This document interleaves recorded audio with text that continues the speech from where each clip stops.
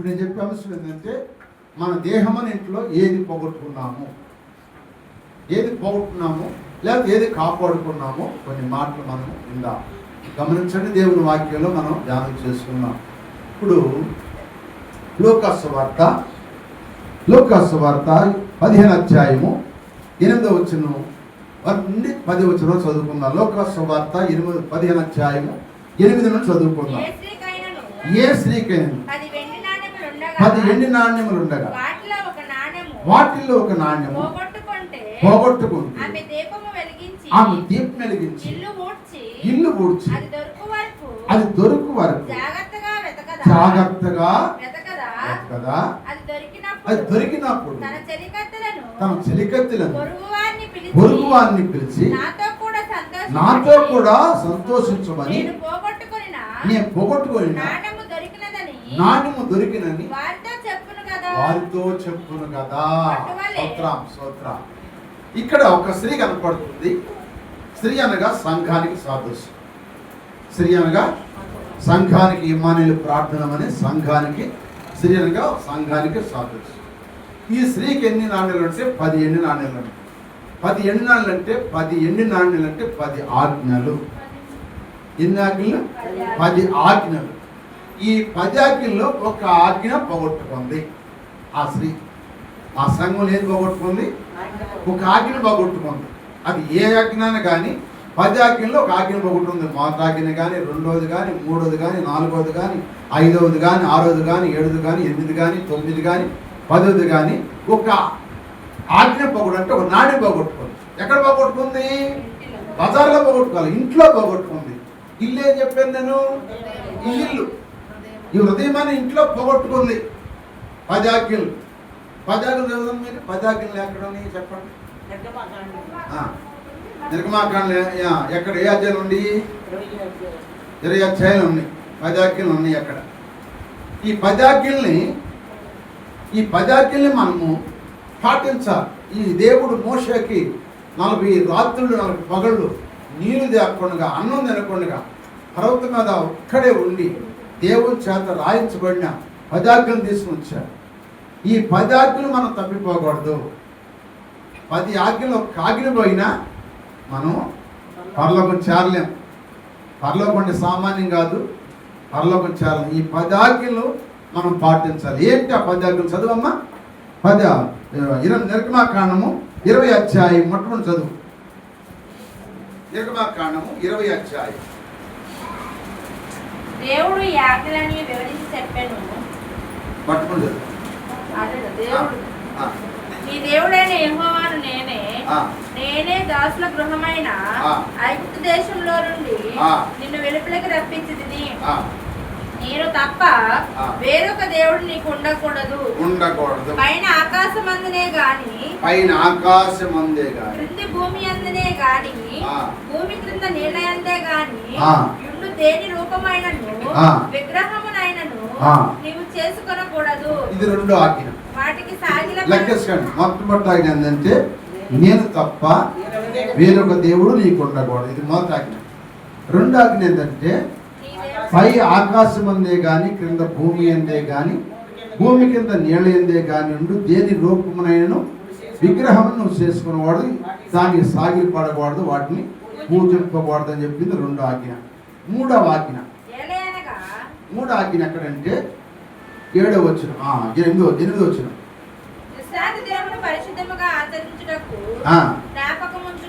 అది అంటే 6 దినాలు కష్టపడి చేయవలెను. నీవైనను నీ కుమారుడైనను నీ కుమార్తెను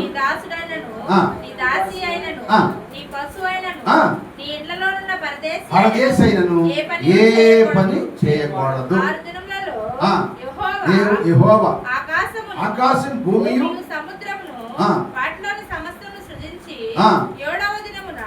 విశ్రమించను. అందుచేత విశ్రాంతి దినమును ఆశీర్వదించి దాన్ని పరిశుద్ధపరిచెను. ఇది 3వ. 4వ ఆజ్ఞ 12వ వచనం. నీ దేవుడైన యెహోవా నీకు అనుగ్రహించే దేశంలో నీవు దీర్ఘాయుష్మంతుడవునట్లు నీ తండ్రిని నీ తల్లిని సన్మానించుము. ఇదేనా ఆజ్ఞ? 4. నరహత్య చేయకూడదు. 5. వ్యభిచరింపకూడదు. 6. దొంగిలకూడదు. 7. నీ పొరుగువాని మీద అబద్ధ సాక్ష్యం పలకకూడదు. 8. నీ పొరుగువాని ఇల్లు ఆశింపకూడదు. 9. నీ పొరుగువాని భార్య అయినను అతని దాసులనైనను అతని దాసీనైనను అతని ఎద్దునైనను అతని గాడిదనైనను నీ పొరుగు దాని దగ్గు దేనినైనా ఆశింపకూడదని చెప్పాను. ఈ 10 ఆజ్ఞలు, ఈ 10 ఆజ్ఞలు మనం పాటించాలి. ఈ 10 ఆజ్ఞల్లో కాగిన పోయినా పరలోకం చేరమండి. అది మాత్రం స్పష్టంగా చెబుతున్నాను. ఒక ఆజ్ఞగా మిరిందే ఆదా ఆ పండు తినొద్దు అన్నాడు, ఒక మాట అన్నాడు. వాళ్ళు తిన్నారు కనుక వనం పోగొట్టున్నారు. ఏదైనా వనం పోగొట్టున్నారు లేదా? అది అలాగే ఒక కాకిని పోగొట్టున్నందుకే ఏదైనా వనము పోగొట్టుకున్నారు.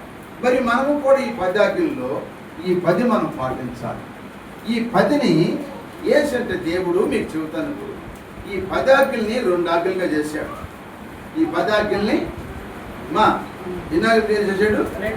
2 ఆజ్ఞలుగా చేశాడు. చూద్దాం ఆ మాట ఎక్కడ ఉందంటే మత్తయి సువార్త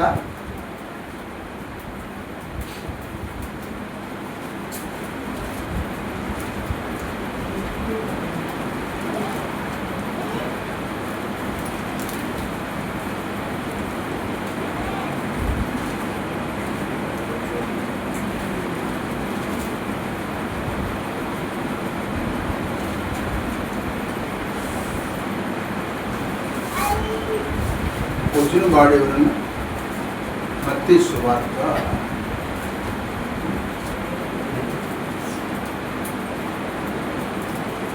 నమ్మకమైన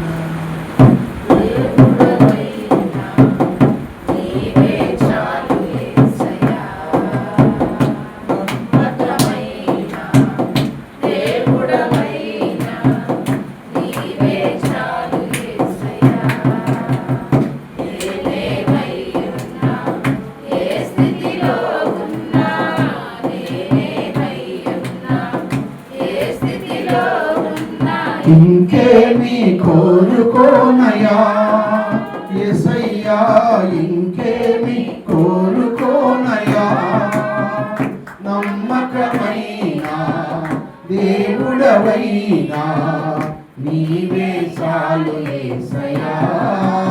హల్లెలూయా. మత్తయి సువార్త 22వ అధ్యాయము 35వ వచనం చదవమ్మా. మత్తయి సువార్త 22వ అధ్యాయం 35వ వచనం. మత్తయి సువార్త 22:35. వారిలో ఒక ధర్మశాస్త్రోపదేశకుడు ఆయన శోధించు బోధకుడా ధర్మశాస్త్రములో ముఖ్యమైన ఆజ్ఞ ఏదని అడిగాను. అందుకు యేసయ్య అంటున్నాడు, నీ పూర్ణ హృదయముతో, నీ పూర్ణ ఆత్మతో, నీ పూర్ణ మనసుతోను నీ దేవుని ప్రభువును ప్రేమింపవలనది ఇది ముఖ్యమైనదిను మొదటినైన ఆజ్ఞ. నిన్ను వలె రెండవ ఆజ్ఞయు దాని వంటిదే. ఈ 2 ఆజ్ఞలు అంతటికి ప్రవక్తలకును ఆధారమై ఉన్నవని ఆమేన్ చెప్పండి. ఈ 2 ఆజ్ఞలను ప్రేమించాడు. ధర్మశాస్త్రం అంతట్లో ఉన్న 10 ఆజ్ఞల్ని ఈ 2 ఆజ్ఞలు పోల్చాడు యేసయ్య. అర్థమవుతుంది మీకు?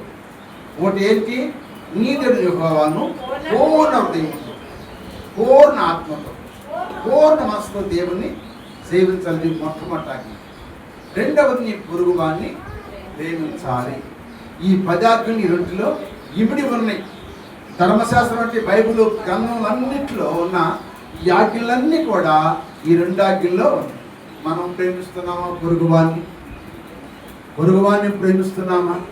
దేవుని దగ్గరికి వస్తున్నాం కానీ నిజంగా దేవుని పూర్ణ హృదయంతో, పూర్ణ ఆత్మతో, పూర్ణ మనసుతో దేవుని మనం స్తుతిస్తున్నామా? నిజంగా మనం పూర్ణ హృదయంతో, పూర్ణ ఆత్మతో, పూర్ణ మనసుతో దేవుని స్తుతించే వ్యక్తి ఎట్లా ఉండేది అనేది మనకే తెలిసిపోయింది. స్తోత్రం చెప్పండి. ఏదో వస్తాం, ఇక్కడ ఉసూరుమంట వచ్చి కూర్చుంటాం, వెళ్ళేటప్పుడు ఉషారుగా బ్రేస్తాం, వచ్చేటప్పుడు ఉసూరుమంట వస్తాము, ఉసూరుమంట కూర్చుంటాం. మొక్కల్లో సంతోషం ఉండదు, కళ ఉండదు, ఆనందం ఉండదు, చప్పలు కొడతాం ఉండదు. ఏమ్మా మన శరీర పనులు అయితే ఎన్నో చేసుకుంటాం, ఎన్నో పనులు చేసుకుంటాం. ఉల్లం తడిసిపోయేటట్టుగా, చోట పోసి కారిపోయేటట్టుగా, బట్టలు తడిసిపోయేటట్టుగా పనిచేస్తాం. కానీ దేవుని దగ్గరికి వచ్చి కూర్చుంటే, పాట పాడుతుంటే, చప్పట్లు కొడితే, హుషారుగా చప్పట్లు కొడితే, చెమట పోసేటట్టు చప్పట్లు కొట్టవచ్చు కదా, ప్రార్థన చేయొచ్చు కదా, చెమట పోసేటట్టుగా ప్రార్థన చేయొచ్చు కదా. మనం పని చేయం, దేవుని పని చేయం. అక్షార్థమైన శరీర సంబంధమైన పని చేసుకుంటున్నాం, కానీ ఆత్మానుసారమైన పని చేయడానికి మనకు శక్తి ఇక్కడ ఉండదు. ఇక్కడ శక్తి మనకు ఉండదు, ఇక్కడ చేయలేము. ఇక్కడ అంతా మనం ఎట్లుంటామంటే ఒళ్ళు బద్ధకంతో ఉంటాం. వాస్తవా కాదా? ఒళ్ళు బద్ధకాలతో నిద్రపోతా గురుగులుగా, ఏదో పోగొట్టున్నట్టుగా, ఇక్కడ ఏదో నన్నేదో పుట్టి నన్నేదో పోషించినట్టుగా, నన్నేదో బతికించినట్టుగా, రాకపోతే మళ్ళీ ఆయన అడుగుతాడని రావటమా? దేనికోసం వస్తున్నాం మనం? దేనికోసం ఇక్కడికి వచ్చేది? ఇది మనకు ఒక బడి. ఈ బడిలో మనం నేర్చుకోవాలి. ఈ బడిలో నేర్చుకుంటేనే రేపు అక్కడికి ఎక్కేది, పరలోకానికి వెళ్ళేది.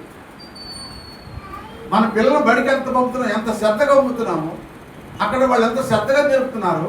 ఆ నేర్పిని వాళ్ళ ఇంటికి వచ్చినాక మనం గైడెన్స్ అంతా చూసి, హోంవర్క్ చేపించి, వాళ్ళ చేత నిద్ర పెట్టి ఉడకబెట్టి మళ్ళీ పొద్దున్న పంపుతున్నాం. మరి మనం కూడా చెప్పండి, మనం కూడా ఇక్కడ నేర్చుకోవాలి. ఈ నేర్చుకున్నాన్ని మళ్ళీ ఇంటికి వెళ్ళి నెవరేసుకోవాలి. ఆ ఎత్తేస్తా మేత తిని మళ్ళీ పడుకున్నప్పుడు ఏ విధంగా నెవరేసుకుందో అలాగే మనం కూడా నెవరేసుకుని దేవుళ్ళు జీవించాలి. జీవిస్తే నీ పట్ల దేవుడు ఒక నూతనమైన కార్యం చేస్తాడు. నీలో ఒక నూతనమైన ఒక ఆనందము, సంతోషం వస్తుంది. అది పోగొట్టుకుంటున్నాం మనం. అలా ఉండకూడదని ప్రభు వాక్యం చదివిస్తుంది. ఈ 10 ఆజ్ఞల్లో ఇప్పుడు ఈ స్త్రీ అంటే ఒక ఆజ్ఞ, అది ఒక నాణ్యం అంటే ఒక నాణ్యం పోగొట్టుకుంది. అక్షరార్థంగా అది ఒక చరిత్ర. ఆత్మానుసారంగా నాణ్యం పోగొట్టుకుంది. ఊరుకుందా? పోతే పోయిందిలే, తొమ్మిది కదలే, ఇంట్లోనే కదా, తెల్లారి ఎత్తుకోవచ్చులే. అది నిద్రపోయిందా? చెప్పండి, నిద్రపోయిందా? నిద్రపోవాలా. ఒక మాట గబాలనే తూలి మాట్లాడామండి, తప్పుగా ఒక మాట నోరు దారి ఒక బూత్ మాట అన్నామండి. అన్నామనుకో, ఆ బూత్ మాట వల్ల ఏం చేస్తుందంటే మనకేమైందంటే మన భయం ఉండదు. ఆ బూత్ మాట కోసం తెల్లవారులు పాపం చేసింది లెక్క. ఒక ఆజ్ఞ ఏంటంటే నరహత్య చేయకూడదు. నరహత్య అంటే మనం ఏమైనా తప్ప అవసరం లేదు. ఒక వ్యక్తిని దేశించడమే నరహత్య. ఒక వ్యక్తిని మనం దేశించడమే నరహత్య చేసినట్టు. ఒక వ్యక్తిని దేశించే వరకు, అయ్యో ఒక వ్యక్తిని దేశించారు, నా ఆజ్ఞను పోగొట్టునని చెప్పి ఏం చేయాలి? మనం ప్రార్థన చేయాలి. ఆ టైంలో పోతే పోయింది అని పడుకోకూడదు. ఆ రాత్రి నిద్ర పట్టలేని ఆమెకి చీపురు తీసుకుంది, దీపం వెలిగించుకుంది, ఇల్లంతా ఉడుచుకుంది. ఎక్కడ పోగొట్టుకున్నాను, ఎవరినన్నా నీ మాటని ఆలోచించుకుని మొత్తాన్ని దొరికేదాకా ఎతికింది. దొరికేదాకా తెల్లారిపోయింది. తెల్లారిపోయేదాకా ఏం చెప్తుంది? చెలికత్తలను లేచి ఊడ్చుకుంటారు కదా, అప్పుడు అంటుంది మీరు కూడా సంతోషించండి. ఏంటి ఎందుకు సంతోషించాలంటే రాత్రి నాట్యం పోగొట్టున్నాను, అది నాకు దొరికింది, నన్ను సంతోషం. మీరు కూడా హల్లెలూయా, అది సంతోషం. అంటే ఆజ్ఞని పోగొట్టుకుంటున్నాను, దానికోసం పశ్చాత్తాపడం, ప్రార్థించి ఆ పోగొట్టుకున్న వ్యక్తి ఏంటంటే ఇప్పుడు దొరికిందాక అది. ఇప్పుడు పోగొట్టుకున్న వాళ్ళ గురించి ఒక మాట చెబుతాను చూడు. ఆదికాండం 25వ అధ్యాయం. ఎవరు ఏం పోగొట్టున్నారో చూద్దాం. ఇప్పుడు ఇంట్లో ఆదికాండం 25వ అధ్యాయంలో ఒక మాట మీకు జ్ఞాపకం చేస్తాను. 33 వచ్చింది. ఆదికాండం 25:33. యాకోబు నేడు నాతో ప్రమాణము చేయమని అతడు యాకోబుతో ప్రమాణం చేసి యాకోబు ఆహారమును చిక్కుడుగాయల వంటకమును ఏశావుకు ఇచ్చెను. అతడు తిని త్రాగి లేచిపోయెను. ఎవరు? ఏశావు అంటే ఎవరు? ఇంటికి పెద్దవాడు. పెద్దవాడికి ఉన్న హక్కు చిన్నవాడికి ఉండదు. పెద్దవాడికి అన్నింటిలో కూడా ఏస్తారంటే ఎక్కువ భాగం ఇస్తారు. పొలంలో కానీ, బంగారంలో కానీ, డబ్బులో కానీ స్థలంలో కానీ అన్నిట్లో అతనికి ఎక్కువ భాగం ఇస్తారు. అది హిందూ సాంప్రదాయంలో ఉంది, క్రైస్తవ సాంప్రదాయంలో కూడా, ముస్లిం సాంప్రదాయంలో కూడా ఉంటుంది. అందరూ కూడా పెద్దవాడి అంటే అతనికి ఎక్కువ ఇస్తారు. ముందు పుట్టినడు కనుక జ్యేష్ఠుడు అంటే అధికారి కలిగిన వాడు, ఏదైనా పెద్దవాడు అడుగుతారన్నమాట. తండ్రి తర్వాత తండ్రి లాంటివాడు పెద్దవాడు. స్తోత్రం చెప్పండి. కనుక ఈ జ్యేష్ఠ హక్కునేసంట ఒక్క పూట కోటి కోసము దాన్ని పోగొట్టుకున్నాడు. ఎవరు పోగొట్టున్నారు? ఏసేపు పోగొట్టున్నాడు. ఇల్లు అంటే ఏది? ఏసేపు ఇంట్లో ఏది పోగొట్టున్నాడు అంటే అధికారం పోగొట్టుకున్నాడు, హక్కును పోగొట్టుకున్నాడు. దానికోసం ఏడ్చాడట. ఎబ్రీ రాసిన పత్రిక 2వ అధ్యాయం 16 చూస్తే ఎంత ఏడ్చాడో పాపం చూడండి. ఎబ్రీ రాసిన పత్రిక 2వ అధ్యాయం 16 కూడా చూడండి. చూడండి, ఒక్క పూట కోటి కొరకు తన జ్యేష్ఠత్వపు హక్కును అమ్మివేసిన ఏసావు వంటి భ్రష్టుడైనను వ్యభిచారి అయినను ఉండునేమో అని జాగ్రత్తగా చూసుకోండి. ఏసావు ఆ తరువాత ఆశీర్వాదము పొందగోరి కన్నీళ్లు విడిచి దానికోసరము శ్రద్ధతో వెతికినను మారు మనసు పొందని అవకాశము దొరకక విసర్జించబడినని మీరు ఎరుగుదురు. ఆమేన్ చెప్పండి. ఏమైందంట? పోగొట్టిన తర్వాత దొరికిద్దామని అమ్మేసుకున్నాడు. ఒక పూట అన్నం కోసం అమ్మేసుకున్నాడు. తన అధికారాన్ని, తన గౌరవాన్ని, తన పదవిని అమ్మేసుకున్నాడు. ఎంత? అదేమైనా మాంసమా, చేపలా? చెప్పండి, ఏమైనా పరమాణమా? ఏం కాదు. ఒక చిక్కుడుకాయల కూర కోసం, ఒక చిక్కుడుకాయల కూర కోసం తిని త్రాగి లేచిపోయాను అంతే. లేచి వెళ్ళిపోయింది. దానికోసం తండ్రికి వచ్చి ఏడ్చాడు. పాపం తండ్రికి వచ్చి ఏడ్చిన అతను మళ్ళా దొరకలేదు. రే నీ సేను సారం లేకుండా ఎండిపోవును కాక దీపించలా చెప్పించాడు. శాపాలే ఉందిరా, నువ్వు కత్తిని బొత్తవు, కత్తిని చచ్చిపోతావు. అయిపోయి నీ ఇంటిలో ఉన్న అధికారం పోగొట్టుకోవద్దు. స్తోత్రం చెప్పండి. నీ ఇల్లు అధికారం ఎవరు ఇచ్చాడు? నీకు దేవుడు ఇచ్చాడు. ఈ అధికారం అనగా ఏం చెప్పండి? బాప్తిసం పొందటమే నీకు అధికారం ఇచ్చాడు. ఈ బాప్తిసం అధికారం పోగొట్టుకోవాలి. దీన్ని కాపాడుకోవాలి. స్తోత్రం చెప్పండి. ఇది కాపాడుకో. చాలా మంది పడిపోయారు. పడిపోలేదా? చాలా మంది పడిపోతున్నారు, కోల్పోతున్నారు. అందుకే అంటాడు పౌలు భక్తుడు ఎబ్రీ రాసిన పత్రిక 6వ అధ్యాయం 4వ వచనం చూడండి. ఒక్కసారి అంట వెలిగించబడి పరలోక సంబంధమైన వరమును రుచి చూసి పరిశుద్ధాత్మలో పాలివారై దేవుని దివ్య వాక్యము రాబో యుగ సంబంధమైన శక్తుల ప్రభావం అనుభవించిన తరువాత తప్పిపోయిన వారు తమ విషయములో దేవుని కుమారుని మరలా సిలువేయచ్చు బాహాటముగా అవమానపరుస్తున్నారు కనుక మారు మనసు పొందడానికి అసాధ్యం అని చూసిరా. ఎవరండి వీళ్ళు?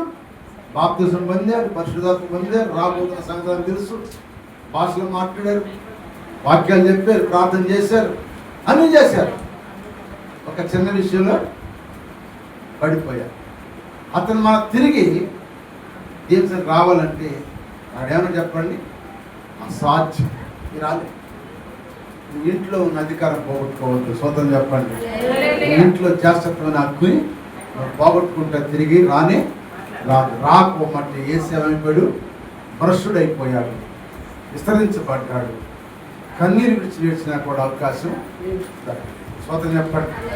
తర్వాత నువ్వు ఏడ్చినా మొత్తుకున్నా చెప్పండి, కుక్క తిని పోయిందని కూర్చుని ఏడ్చిన వచ్చిందా?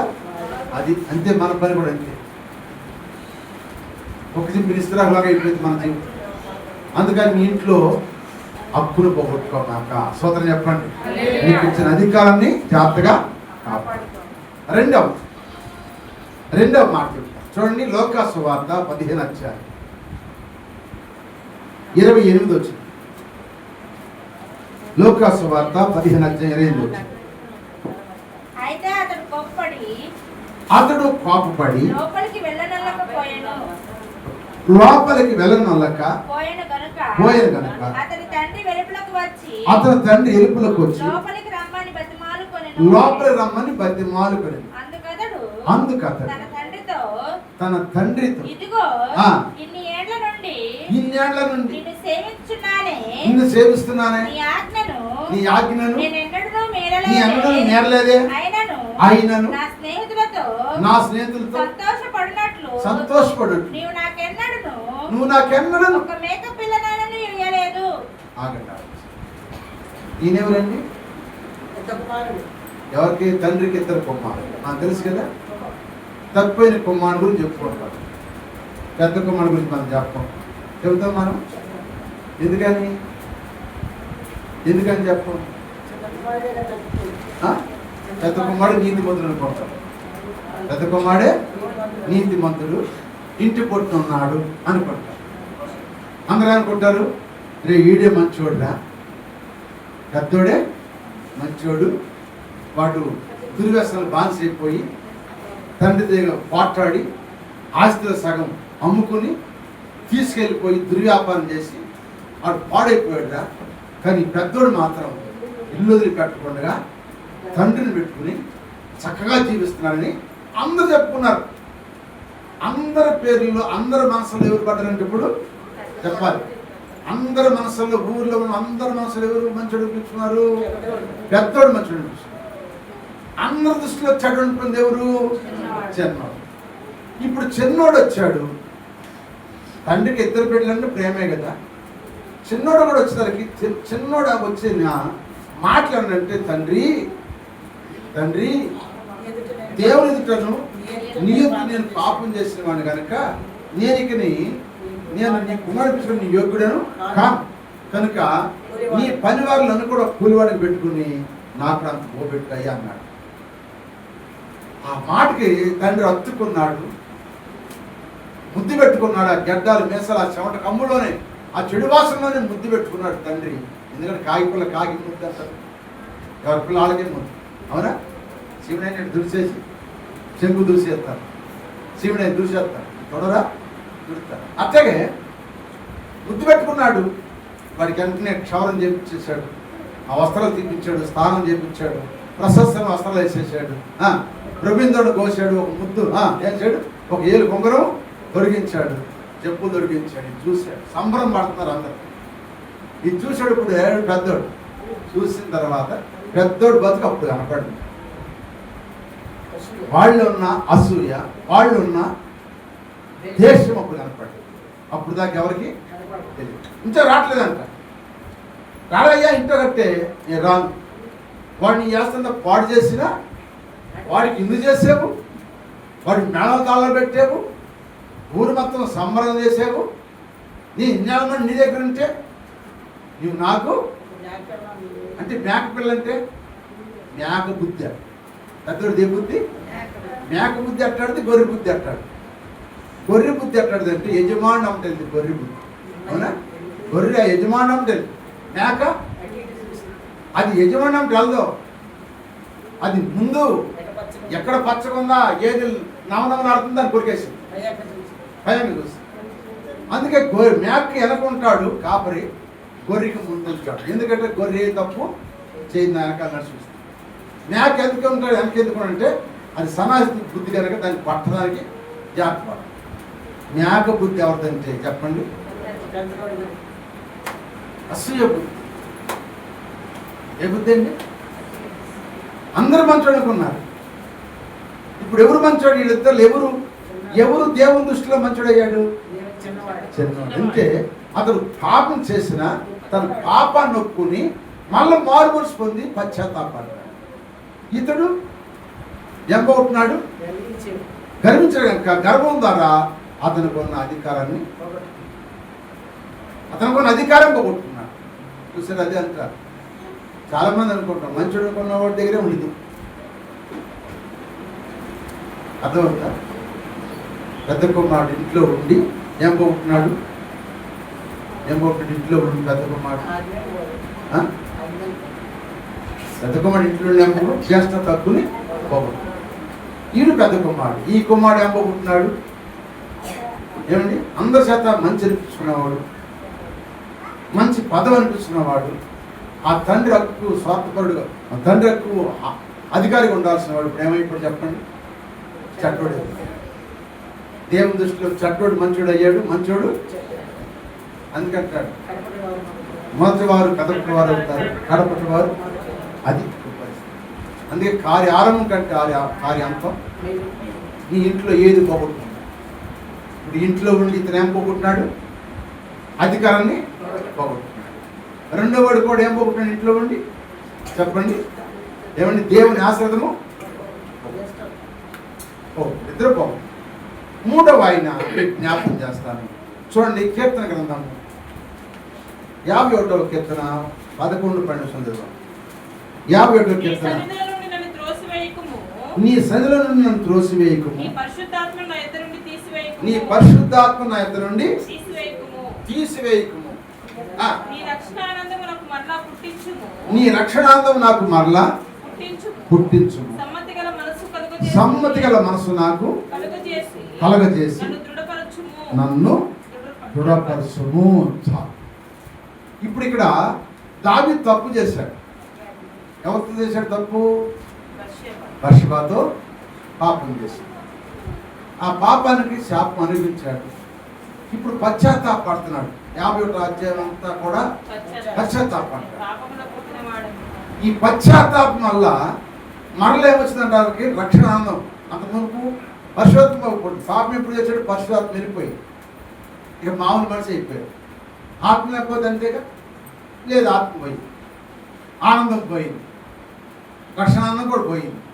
ఇప్పుడు దానికోసం మళ్ళీ అతను దేవుడి దగ్గర పశ్చాత్తాపడి కన్నీరు గార్చి ఏడుస్తూ ప్రార్థన చేస్తే దేవుడు మళ్ళీ అతనికి ఏం చేయంట? చెప్పండి, పొగుడు దాన్ని మళ్ళీ తిరిగి మళ్ళా రక్షణానందం ఇచ్చేశాడు. సమ్మతి గల మనసు కూడా అతనికి ఇచ్చాడు. స్థిరమైన మనసు కూడా నూతనంగా పుట్టించాడు. సోదరు చెప్పండి.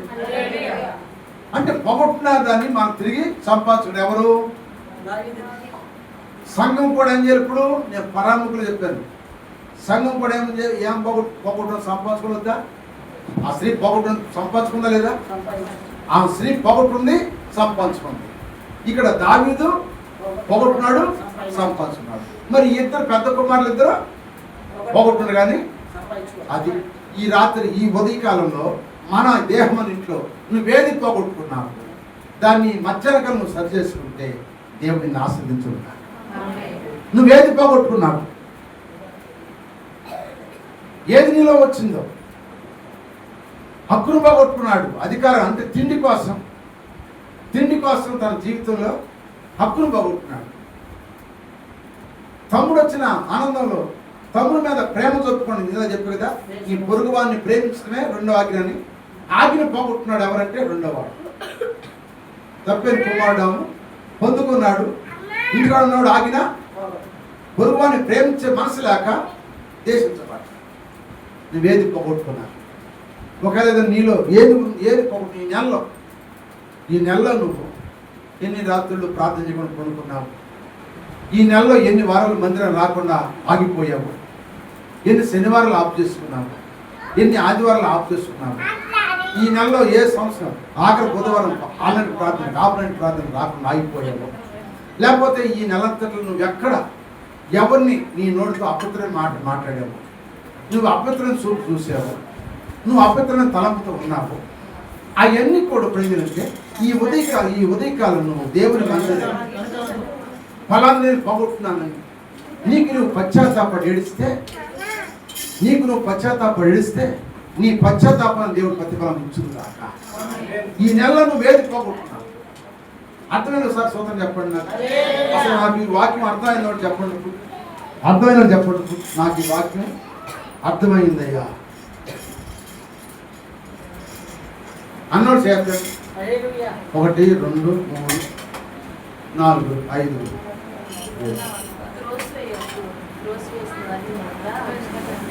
మనం ఈ నెలలో మరి ఇప్పుడు ఈ రాత్రి ఆయన పరిశుద్ధ శరీరం తినబోతున్నాం, పవిత్రమైన రక్తం తాగబోతున్నాం. ఈ నెలలో ఎందుకు విజ్ఞాపన ప్రార్థన? ఎందుకంటే మనం ఏ తప్పు చేసిన దాన్ని ఈ ఉదయకాలం కడుక్కుంటే రాత్రికి సంతోషంగా ఉంటాం. సోదరు చెప్పండి, ఈ ఉదయకాలం కడుక్కోకుండా రాత్రికి వచ్చి టీ పెట్టు అంటారు కొంతమంది, వచ్చేసి టీ అంటారు, పెట్టు అంటారు. తింటమే పశ్చాత్తాపంలో ఏముంది అలాంటి వాడు పరలోకం పారు. అదే నాకు రాత్రి దేవుడు వాక్యం ద్వారా చెప్తున్నాడు. వాక్యం నేను చెప్తున్నాను, దేవుడు మాట్లాడుతున్నాడు ప్రజలు. హల్లెలూయా. అందుకే ఈ మాటలు చెప్పడానికి దేవుడు మరి ఈ సమయం నిలబెట్టాడు. కానీ నీవైనా ఈ నెలలో ఏ విషయంలో మనం తప్పిపోయాం దాన్ని ఇప్పుడు మనం దావీదు వలె ఏం చేయాలి చెప్పండి? పశ్చాత్తాప ప్రార్థన చేయాలి. ఆ స్త్రీ వలె ఏం చేయాలి? మనం ఊడ్చుకుని ఎత్తుకు కావాలి. ఆమె ఎత్తుకుంది, దొరికింది, సంతోషం వచ్చింది. ఈయన పశ్చాత్తాపం ఏడ్చాడు, దీనికి మళ్ళీ ఆనందము. కానీ ఆ మధ్యలో ఇద్దరికి నువ్వు మధ్యలో ఇద్దరులాగా ఉంటావా? ఆ మొదట శివరిలాగా ఉంటావా? నీకు నీవు జ్ఞాపకం చేసుకో. నువ్వు పశ్చాత్తాపడితే నిజంగా తప్పక దేవుడు ఈ రాత్రి నువ్వు ఆయన శరీరం తిని ఆ రక్తం తాగితే నీకు దేవుడు నీకు కావాల్సిన ఆరోగ్యం దేవుడు ఇచ్చును కాక. ఆయన రాజ్యానికి హక్కుదారులుగా ఉండు కాక. కనుక అందుకని మనం ఈ నెలలో నువ్వే విషయం తప్పిపోయావు, ప్రార్థనలో కానీ వాక్య పరిచయంలో కానీ ఒక చూపులో కానీ మాట విషయంలో కానీ ఏ విషయంలో తప్పిపోయావు దానికి నీవే క్షమాపణ కోరుకుని పశ్చాత్తాపం. అందుకే యాకోబు అంటాడు, మీరు ఒకరి పాపములు ఒకరు ఒప్పుకోండి. ఏం చేయాలని మనం ఒకరి పాపాలు ఒప్పుకొని ప్రార్థన చేసుకుంటే దేవుడు మనల్ని ఆస్వాదిస్తాడు. హల్లెలూయా. పుణ్యభావం, రాగాలు పుణ్యభావం, శాపాలు పుణ్యభావం. మన అంటే ఒకరి పాపాలు ఒకరు ఒప్పుకోవాలి. చదవండి ఆ మాట. యాకోబు రాసిన పత్రికలో ఆ మాట ఉంటుంది, చూద్దాం. యాకోబు రాసిన పత్రిక 5వ అధ్యాయం 16వ వచనం. మీ పాపములు ఒకరితో ఒకడు ఒప్పుకొనుడి. ఏం చేయాలంటే మీ పాపములు ఒకరితో ఒకడు ఒప్పుకొనుడి, మీరు స్వస్థత పొందినట్లు ఒకరి కొరకు ఒకరు ప్రార్థన చేయుడి. నీతిమంతుల విజ్ఞాపన మనపూర్వకమైనదై బహు బలం గలదై ఉండును. చూసారా ఏమైందంటే మనం ఒప్పుకొని ఇక్కడికి వచ్చి ఓరగా సెకండ్ తెచ్చుకో అట్లా పాపాలు ఒప్పుకుంటాం. మనం తెచ్చి ఓరగా వస్తారు, మందం చెప్పుకోవటం ఉందా? సెకండ్ ఇచ్చుకోవటం ఉందా? సెకండ్ ఇచ్చుకోవటం ఉందా? మనం అందరం తండ్రి పెట్టలేం కదా, తండ్రి పుట్టినాడు కదా మనందరం. ఆ తండ్రి ఆహారం తినబోతున్నాం కదా రాత్రి అందరం. ఒక పాత్రలో తినబోతున్నాం, ఒక పాత్రలో మనం తాగబోతున్నాం కదా. మనకుంది అసలు ఆ కృతజ్ఞత? అక్కడ ఏమన్నాడు? ఒకరి పాపములు ఒకరు.